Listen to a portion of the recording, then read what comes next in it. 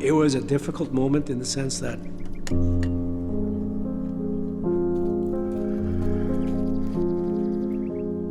wow, I'm alone now.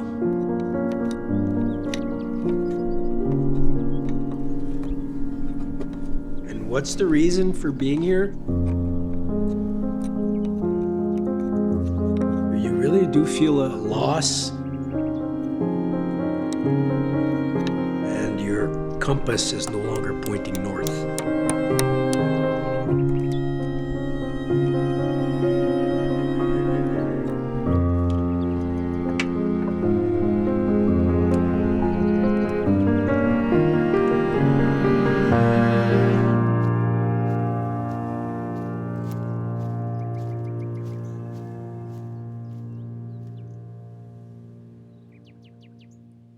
We just took the mattresses in, Yeah. and you slept on the floor the first night. I remember eating tomato soup off the hot plate. You remember that? Yes, that's what we had for supper. My first memories of the farm is being a little kid in the barn playing with mom and dad during chores. His coveralls always had a loop where you hang the hammer from, and that was my handle.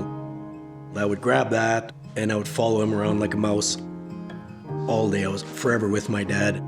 I remember building the treehouse with Dad because it had been bugging him that I wanted to do a father-son project.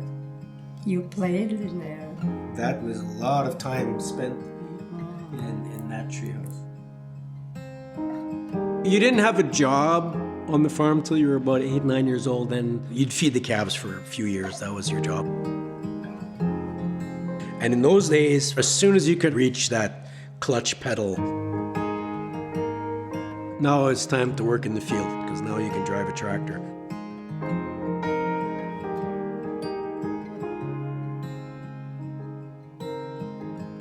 So I graduated in 82. There were no jobs. So I said, well, I might as well work on the farm. So that was a kind of a trial period, 10 years together. And we did not see eye to eye on a lot of things. But my dad was very understanding. He let me prove to myself that I could do it. And I bought the farm when I was 26.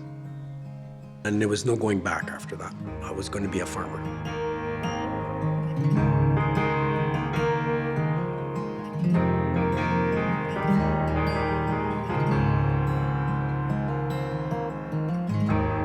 My dad would say, the best time for me farming was when you came and bought the farm.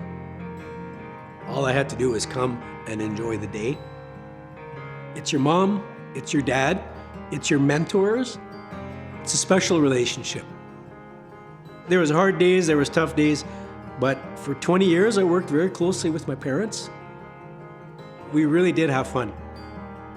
There's Dad's blue coat. That's the coat, yes. That's the one that you had to fix how many times? No, he didn't want to change his coat. I had to patch it and patch it. Oh well, it made him happy.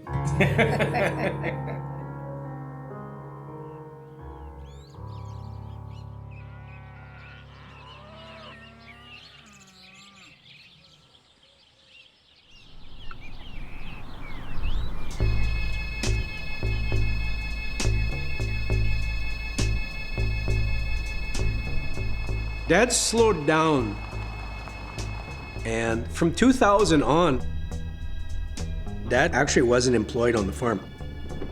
But Dad came to the farm every day.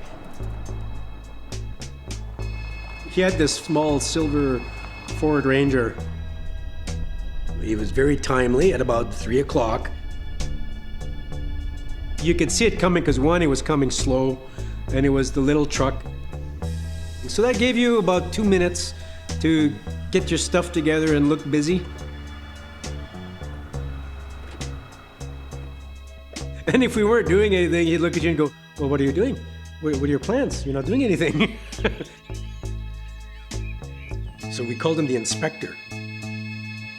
He just loved being part of the family and being part of the farm. And I don't think you could ever remove that farm out of him. It becomes part of you over time.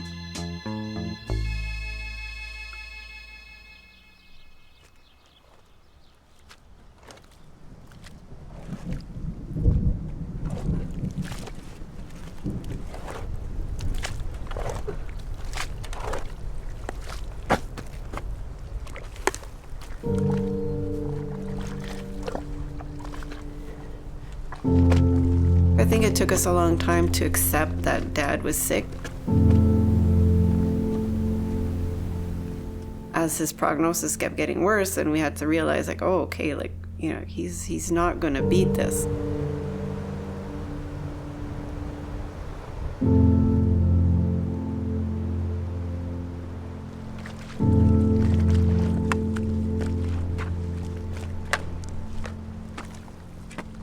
Oh yeah, you never want to go through that.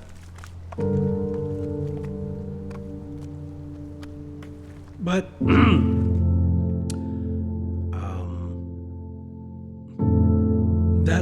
that's people of real faith, old school faith. And so he would say, well, I know we'll meet again. Even then, when you're sad, he's still carrying you. Someone who's so great all his life wasn't going to trip up in the last few weeks.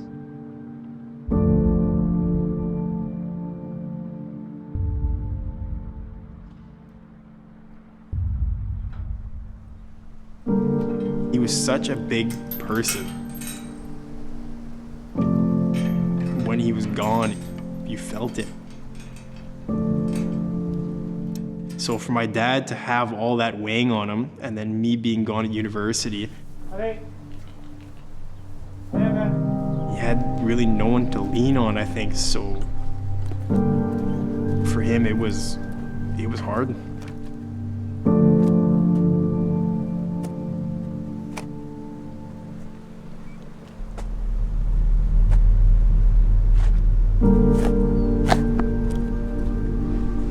And so that one person that was always your cheerleader, that's not there.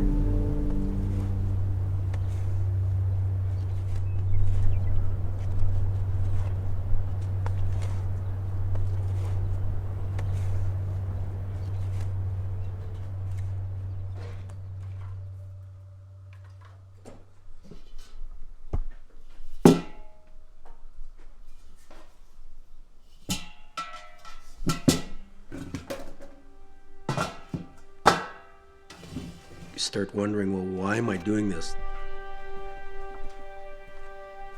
If it's just for me, I don't really want to be here alone. At that point when my dad passed, Nicholas was in school, and we had made up our mind we were leaving. If he wasn't taking the farm, and I didn't want him leaving and then I just sell it out from under him without having given him that opportunity.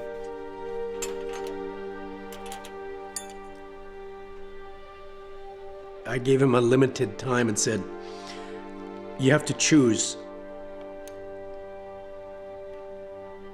And you don't get to try something else first. You have to try this first. So it's an opportunity for him, but not at the most opportune time. I didn't feel good doing that, but I had to be honest that that's all I had left. Realistically, he knew that if he was coming back, he had to want it. You can't do this job if you don't want it. It's just too difficult, too demanding.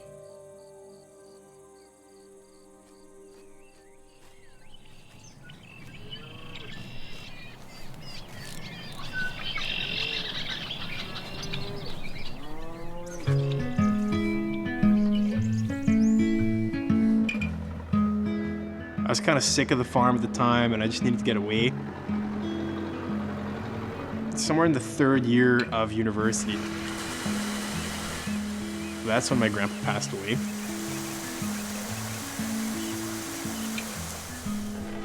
My dad was having a really hard time with that, and everything was hurting a lot.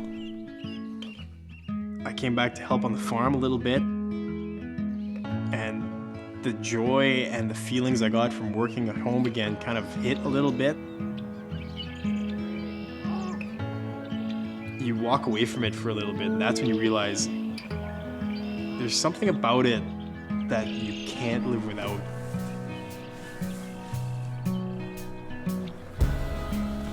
So I decided, you know what? This is definitely something I want to pursue.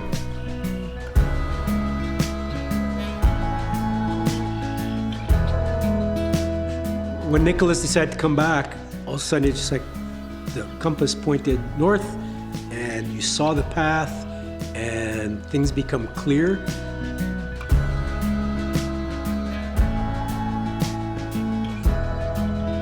And then that changes everything. And it's fun again. And so we get to share this chapter. And now I get to be the old guy, and he gets to be the young guys. You hope that you can do it half as good as your dad did, because he was great. I could just see him being so excited watching Nicholas, you know. His face would have lit up, and to see him working there, but I can do it.